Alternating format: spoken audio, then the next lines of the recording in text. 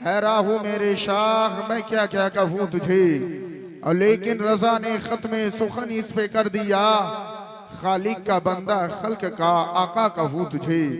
हजरात मोहतरम, मैंने जिस आयत मुक़द्दसा की तिलावत की, अल्लाह रब्बुल इज़्ज़त कुरान पाक के अंदर इरशाद फरमाता है, या अय्युहल्लज़ीना आमनु दुखुलू फिस्सिल्मि काफ़ा। अज़ीज़ाने मिल्लत इस्लामिया, आज का दौर आप देख रहे हैं, आज सोशल मीडिया का दौर है। आज के दौर में आप यहाँ बोलेंगे, हर जगह आपकी बात को कैच किया जाएगा, सुना जाएगा। लेकिन याद रखिए, हमारे अंदर सबसे बड़ी खता क्या होती है, सबसे बड़ी हमारी चोरी और मुजरिमी क्या होती है कि हम अपना दामन बचाने के चक्कर में दूसरे को आगे खड़ा कर देते हैं।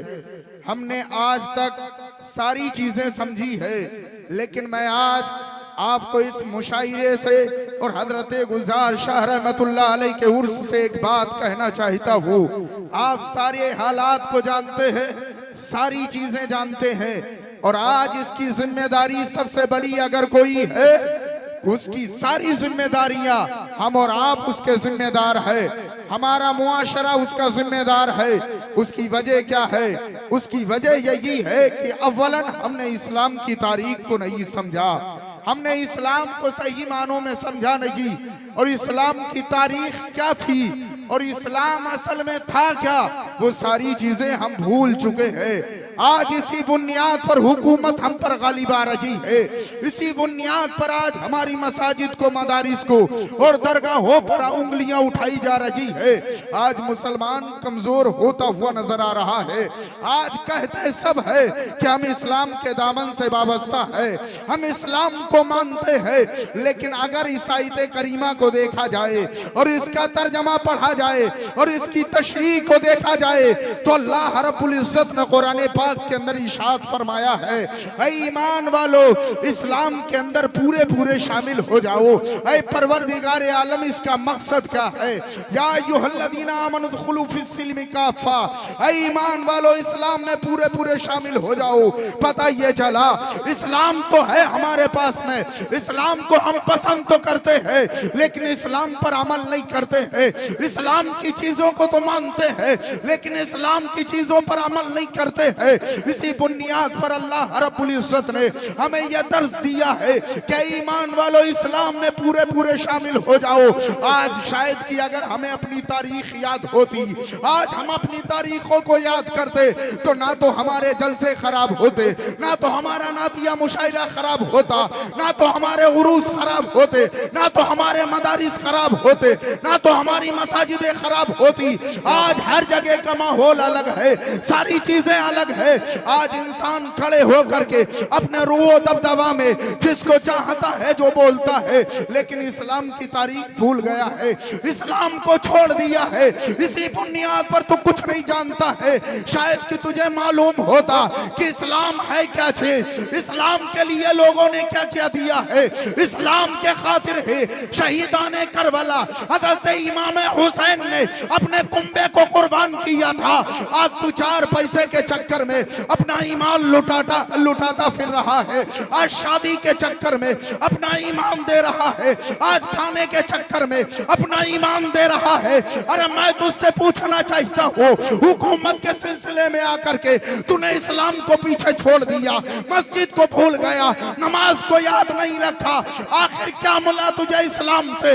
इस्लाम अगर तू सच्चे मानों में इस्लाम का पाबंद बन जाता, इस्लाम का चाहने वाला बन जाता, अरे करबला की एक तारीख को याद कर लेता, करबला की एक दास्तान को याद कर लेता, सिर्फ अली अस्कर की कुर्बानी याद कर लेता, अली अकबर का शबाब याद कर लेता, कासिम की जवानी याद कर लेता, अब्बास के बाजू याद कर लेता, तो शायद कि तू इस्लाम का परचम न छोड़ता, इस्लाम का सौदा न करता। आज सारी मुसीबतें आती है तो वो इसी बुनियाद पर आती है कि इस्लाम को हम समझे नहीं थे। इमाम हुसैन ने करबला के अंदर से यह दर्ज दिया था, ऐ लोगों, ऐलान कर रहा हो और तुम भी इस बात को याद रखना, अगर कोई तुमसे पैसा मांगे तो पैसा कुर्बान कर देना, औलाद मांगे तो औलाद दे देना, लेकिन लोगों से कह देना कि जान मांगोगे तो जान देंगे, माल मांगोगे तो माल देंगे, और ये हमसे कभी ना होगा कि नबी का जा हो जलाल। क्या कहने, माशाअल्लाह। नारे तकबीर, नारे रिसालत, उर्से हजरते गुलजार शाह, कुल हिंद नातिया मुशायरा, मसलके आला हजरत, माशाअल्लाह। सबसे बड़ी यही खता है हमारी, सबसे ज्यादा खता यही है कि हम इस्लाम को समझे नहीं। न जाने कब से वालमा आपसे कहते चले आए कि इस्लाम की सीरत को पढ़ो, इस्लाम को समझो, लेकिन नहीं, इस्लाम को हमें समझना नहीं है, इस्लाम को हमें पढ़ना नहीं है। इस्लाम के खातिर क्या नहीं किया गया, जरा तारीख उठा करके देखो मक्के की, जब मेरे नबी करीम अलैहिस्सलातु वस्सलाम ने इस्लाम की तबलीग फरमाई थी। आज का नौजवान रोटों पे घूमता है, ना तो उसके चेहरे पर दाढ़ी है, ना तो उसका लिबास इस्लामी है, बात इस्लाम की करता है, बात मुसलमान होने की करता है। वो बाप कितना बेगैरत है कि उसकी बेटी उसके सामने ऐसा कपड़ा पहनती है कि जिसका बदन दिखाई देता है, जिसकी वजह से उसका बदन दिखता है। उसकी औलाद उसके सामने मोबाइल चलाती है, लेकिन बाप को गैरत नहीं आती है। बाप अपने आप में खुश होता है कि मेरा बेटा जवान हो गया है, मेरी बेटी जवान हो गई है। काश इस्लाम को समझ लेते, इस्लाम की सीख को अपने अंदर बसाते और इस्लाम को समझते कि इस्लाम है क्या। मैं तुम्हें मक्के की एक तारीख बताता हूँ, उस तारीख को अपने ज़हन फिक्र में बसाओ। आज हमारे अंदर जो खताएं हैं वो इसी वजह से है। अगर आज भी हम पक्के मुत्तहिद हो जाए और आज हम अपनी मस्जिदों को पुर कर ले, किसी हुकूमत में ताकत नहीं है जो मुसलमानों को हिला सके, कोई हुकूमत हमें हिला नहीं सकती है। अरे 40 लोग गरीब नवाज के साथ आए थे, कोई ज्यादा लश्कर नहीं आया था, लेकिन पूरे हिंदुस्तान में इस्लाम को फैला दिया है, पूरे हिंदुस्तान के अंदर इस्लाम को फैलाया है। मेरे नबी ने इस्लाम की अकेले तबलीग फरमाई थी, उस वक्त किसी ने तस्दीक नहीं की थी। सबसे पहले कोई तस्दीक करने वाला था तो वो अबू बकर सिद्दीक की जात थी, हजरत खदीजतुल कुबरा की जात थी। अरे तारीख को पढ़ा करो इस्लाम की, इस्लाम के अंदर एकदम से सब शामिल नहीं हुए थे, तलवार की जोर से इस्लाम को नहीं फैलाया था। अपने अखलाक अच्छे कर लो, अगर अखलाक अच्छे हो जाएंगे लोग तुम्हारे अखलाक को देख करके तुम्हारी बातों से दर्स हासिल करेंगे, तुमसे सीख हासिल करेंगे। इस्लाम के अंदर क्या चीजें नहीं है, इस्लाम ने हर एक चीज तुझे दी है, लेकिन तूने इस्लाम की चीजों पर अमल नहीं किया है। इस्लाम ने हर एक चीज बताई है, लेकिन उस पर अमल नहीं किया है। आज एक वली की बारगाह में बैठे हो, आज एक वली के उर्स की बारगाह में आए, उर्स की महफिल में आए हो, यहाँ से सिद्ध से तौबा करके जाना कि आज के बाद इस्लाम की चीजों पर अमल करके अपनी जिंदगी को गुजारेंगे। इस्लाम इतनी आसानी से नहीं फैला है, इतनी आसानी के साथ इस्लाम अगर आ गया होता तो इतनी तारीखें नहीं लिखी जाती, इतनी जंगें नहीं होती। मैं मक्के की एक तारीख बताता हूँ, मुसलमानों की तादाद जब कम से कम हो गई, 40 लोग मुसलमान हो गए, उस वक्त कुफारे मक्का ने मुसलमानों पर जुल्म किया था, एक एक को कत्ल किया करते थे। अगर वो चाहते तो एकदम सबको कत्ल कर देते, लेकिन वो एक एक को कत्ल करते थे, तकलीफ दिया करते थे, सिसक सिसक करके बच्चे जान देते थे, लेकिन कोई भी उफ नहीं करता था।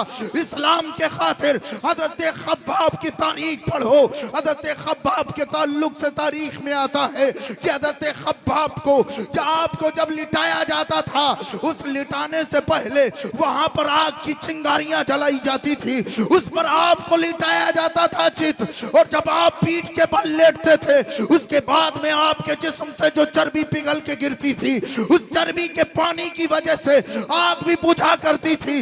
लेकिन इस्लाम को छोड़ा नहीं था, इस्लाम की तारीख को भूले नहीं थे। हजरत बिलाल हबशी को याद करो, ऐसे आशिके रसूल थे जिनके गले में रस्सी डाल करके कुफार मक्का ने खींचा था, कहा था इस्लाम को छोड़ दो, इस्लाम को छोड़ दो, इस्लाम की तारीख को भूल जाओ। लेकिन हजरत बिलाल ने रस्सी को देखा और अपने गले को देखा, सारी चीजें बर्दाश्त कर ली। का इस्लाम का सौदा नहीं कर सकता हो, गले में रस्सी पड़ी है, अहद अहद का विर्द करते चले गए, अल्लाह एक है लोगों को बताते चले गए, हजरत लोगों को बताते चले गए। हजरत बिलाल हबशी के जिस्म पर जब कोड़े लगते थे, उन कोड़ों की वजह से आपकी पीठ से खून निकलता था, चर्बी तक निकल आती थी, लेकिन इस्लाम का सौदा नहीं किया है। लेकिन आज हमारा कैसा इस्लाम है, आज कैसे हम दीन में है। अगर कोई एक बात कह दे तो हम इस्लाम से फिरने के लिए तैयार हो जाते हैं। कोई एक बात कह दे तो इस्लाम की सारी चीजों को पीछे छोड़ देते हैं, इस्लाम को भूल जाते हैं। अरे ये तो मर्दों का किरदार है, औरतों का भी किरदार इस्लाम के अंदर रहा है। हजरत सुनैरा का नाम सुना होगा, ये एक बांदी थी, हजरत उमर ने इनको मारा था। हजरत उमर उस वक्त कुफ्र की हालत में थे, जब उमर कोड़े लगाते थे तो पीठ की हालत खराब होती थी। कुफार मक्का की मार की वजह से हजरत सुनैरा के आंसू निकलते थे, उसकी वजह से उनकी आंखों की बीनाई चली गई थी। लेकिन इन लोगों ने इस्लाम को नहीं छोड़ा था, इस्लाम के दामन को पकड़ के रखा था। और सारे मुसलमानों ने उस वक्त के एक ही जवाब दिया था, ऐ कुफार मक्का सुन लो कि गुलामाने मोहम्मद जान देने से नहीं डरते, ये सर कट जाए या रह जाए कुछ परवाह नहीं। माशाअल्लाह, सुभान अल्लाह, सुभान अल्लाह, जिंदाबाद। इस्लाम की तारीख है और आज हमारा दौर और आज हमारी बातें, जरा जरा से मामलात पर इस्लाम पर हम तंज करना शुरू कर देते हैं, इस्लाम की बातों को भूलना शुरू कर देते हैं। अरे इस्लाम इतनी आसानी के साथ नहीं फैला था। आज जलसा व जुलूस हमें पसंद नहीं आते, कव्वालियां हमें पसंद आए, नाच गाने हमें पसंद आए। पूरी पूरी रात ये नौजवान मोबाइल पर गुजार देता है, फजर का वक्त आता है तो ये सोता पड़ा रहता है। अगर इससे इस्लाम की तारीख पूछो तो इसे याद नहीं है, और किसी की तारीख पूछो तो इसे याद है। इसे इस्लाम का नया साल कब किस महीने से शुरू होता इसे ये तक नहीं मालूम है। लेकिन आने वाला 2025 26 जनवरी 1 तारीख को ये सबको हैप्पी न्यू ईयर के कार्ड भेज करके सबको मुबारकबादी देगा। लेकिन जैसे ही मुहर्रमुल हराम का महीना चढ़ता है, इसको इस्लाम की तारीख याद नहीं रहती है। ये नहीं जानता कि इस्लामी साल कौन सा पहला है, पहला महीना इस्लामी साल में कौन सा है, ये सारी चीजें भूल चुका है। इसी बुनियाद पर ये सारी मुसीबतें हम पर आती चली जा रही है। अब भी हमारे पास मौका है, इस्लाम की तारीख को समझ लो मुसलमानों। एक दिन ऐसा आएगा, ना तो तुम्हारे पास कुछ बोलने के लिए ताकत और कुव्वत होगी, ना तो तुम्हारी औलाद के पास होगी। आज में मौका तुम्हारे पास में है, इसको गनीमत समझो और अपनी मस्जिद और मज़ारों की हिफाजत कर लो।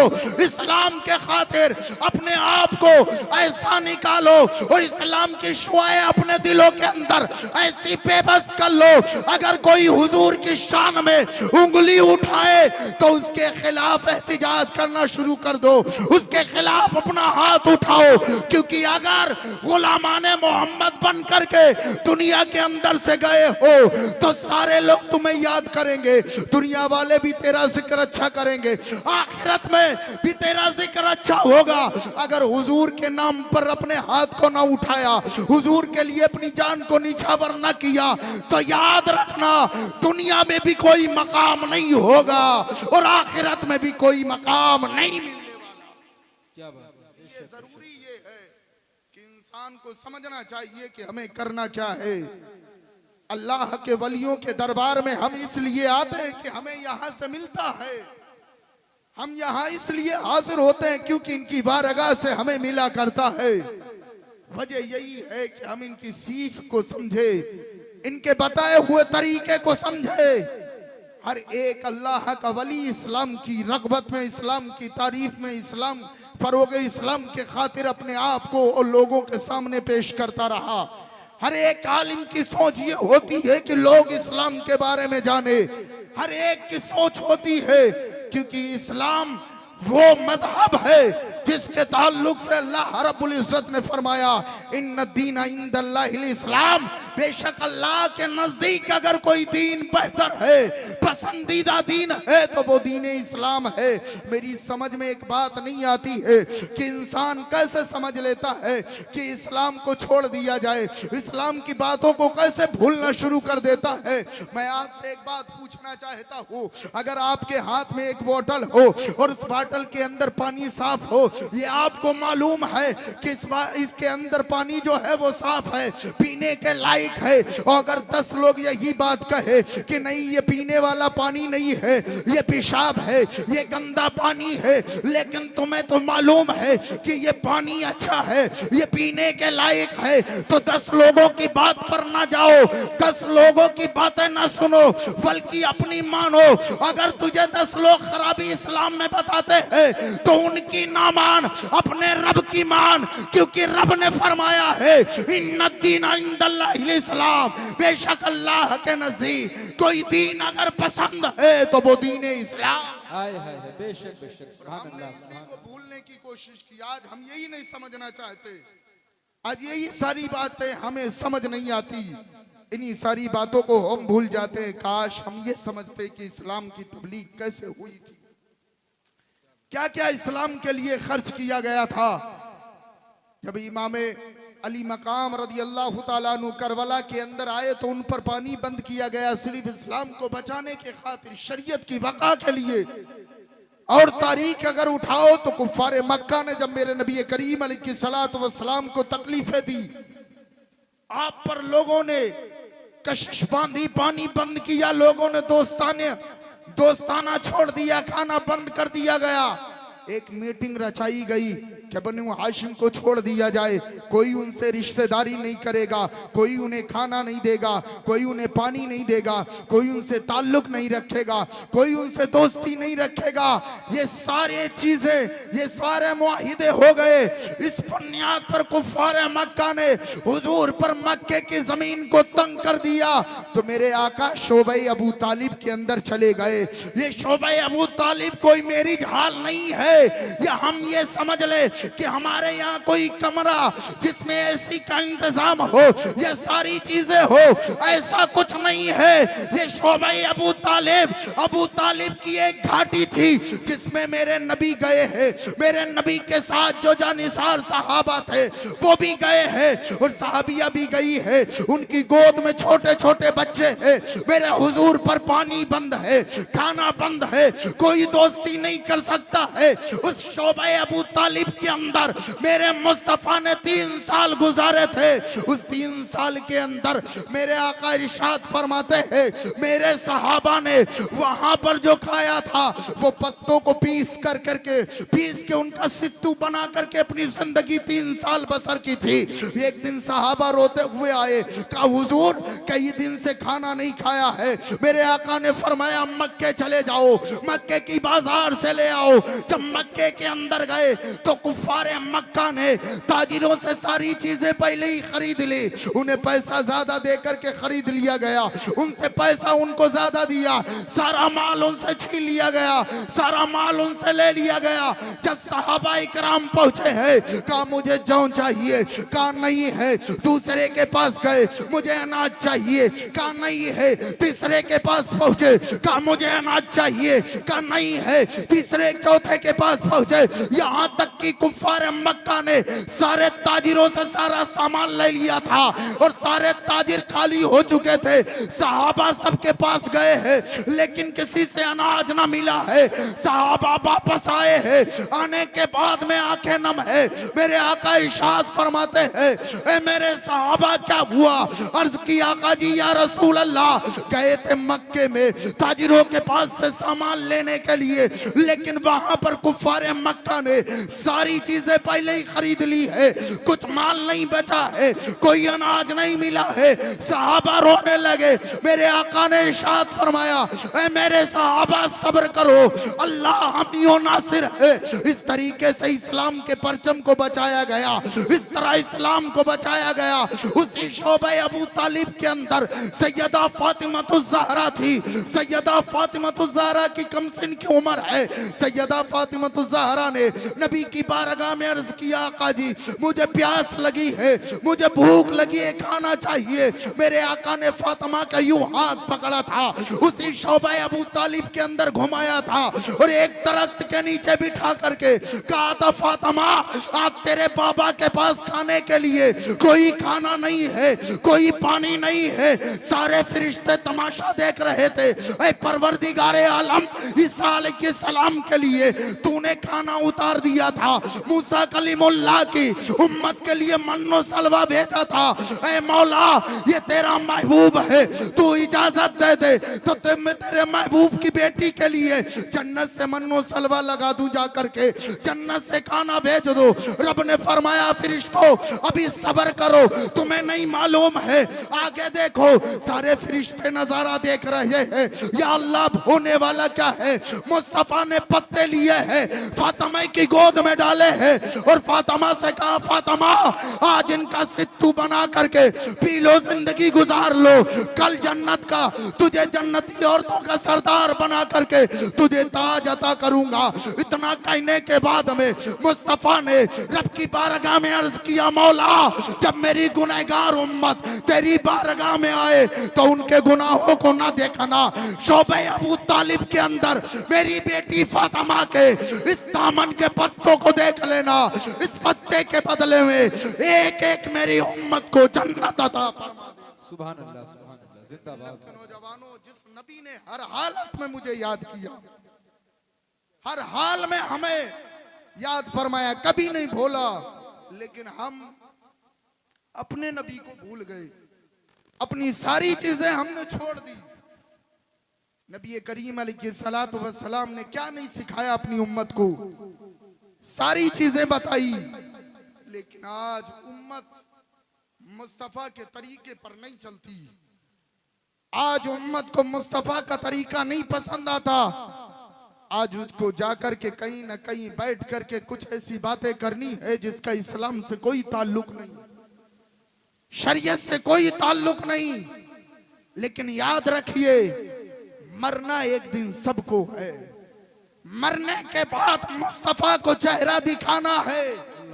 अगर मरने के बाद मेरे आका ने पूछ लिया, मेरे उम्मती बता तूने मेरे खातिर दुनिया के अंदर क्या किया था, तो मेरे पास कोई जवाब नहीं होगा, कोई जवाब नहीं होगा।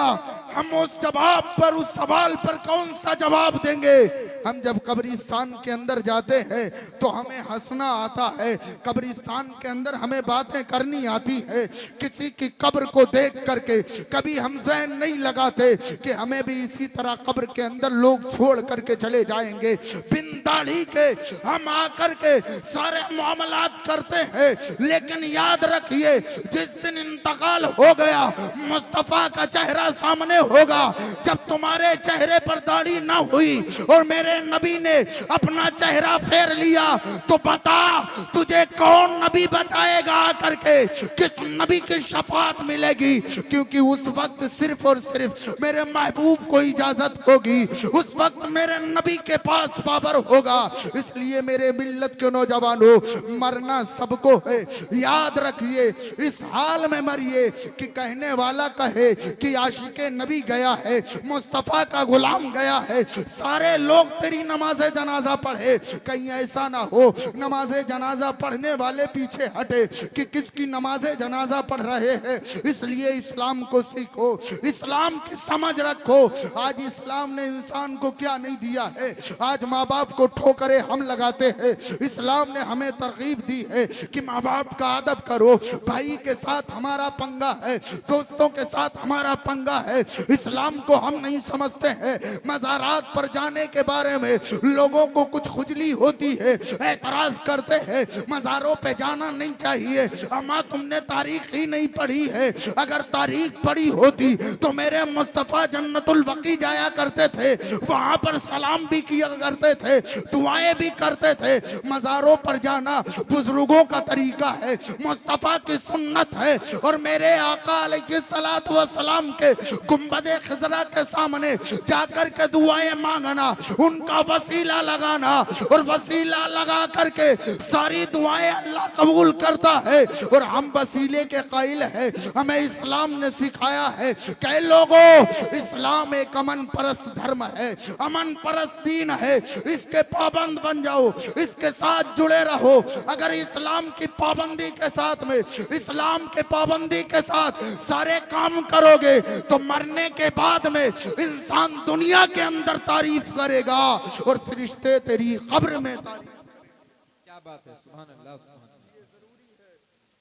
इंसान को समझ होना चाहिए कि हमें करना क्या है, हमें समझना क्या है। सारी बातें एक तरफ, सारे मामलात एक तरफ, सारी चीजें एक तरफ, लेकिन इस्लाम के पाबंद बन जाओ, इस्लाम को समझ लो। अगर आज इस्लाम को समझ लिया तो मैं दावे से कहता हूँ हमारे गरीबे नवाज ने सिर्फ ऊँटों को बिठाया था, अगर वो चाहे तो सारी हुकूमत को बिठा सकते हैं। बस पावर तुम्हें देना है, बस तुम्हारे लिए यही हुक्म है कि तुम उनसे मोहब्बत कर लो, इस्लाम के पाबंद बन जाओ और नमाजें पढ़ना शुरू कर दो। जिस दिन तुम नमाजों के पाबंद बन जाओगे उसी दिन गैर मुस्लिमों के दिलों में हुकूमतों के, हुकूमत जो हम पर चढ़ाई करती है, हमारे खिलाफ आवाजें उठाती है, जिस दिन सारे मुसलमान उठ करके अपनी मस्जिदों में पहुंच गए, याद रखना एक इनकलाब दुनिया में पैदा हो जाएगा और उस इनकलाब का जवाब दुनिया के अंदर कोई नहीं ला सकता। इसलिए जरूरी यह है कि इस्लाम को समझे और इस्लाम की बातों पर अमल करे। इस्लाम को अगर समझ लिए सही मानों में तो सारे मामलात हल हो जाएंगे, सारी चीजें हल हो जाएंगी। मैंने पहले ही कहा था वक्त की किल्लत है, इसलिए मैं अपनी तकरीर को यहीं पर समेटता हूँ। लेकिन जाते जाते एक बात कहता हूँ, एक वली की बारगाह में आए हो, आने के बाद दिल में इरादा ये करके जाना कि हमने जो सुना था उसको यहीं पे छोड़ करके नहीं जाना है, बल्कि यहाँ से जब जाना है तो हमें दिल में ये अकीदा लेके जाना है कि यार हमने बहुत से गुनाह कर लिए, बहुत सी बातें कर ली, लेकिन आज के बाद हम सुन्नते रसूलुल्लाह की पाबंदी करेंगे। आज के बाद हम वो काम करेंगे जिसमें अल्लाह राजी हो और उसका रसूल राजी हो जाए। ये सारे काम अगर हमसे होने लगे तो इंशाअल्लाहुल अजीज हमारे सारे मामलात बनते हुए नजर आएंगे और हमें किसी के सामने भीख नहीं मांगना पड़ेगी, हमारी इमदाद गैब से होती रहेगी। बस जरूरत यह है कि हमें अल्लाह की बारगाह में सर पर सुजूद होना चाहिए, सारी चीज़ों को समझना चाहिए। अल्लाह रब्बुल इज्जत से दुआ है परवरदिगार आलम जो लग्जिश खामियां अल्लाह माफ़ फरमाए। मौला हम सबको, तमाम तर लोगों को इस्लाम पर सही मानों में चलने की तौफीक और रफ़ीक अता फरमाए और मसलके आला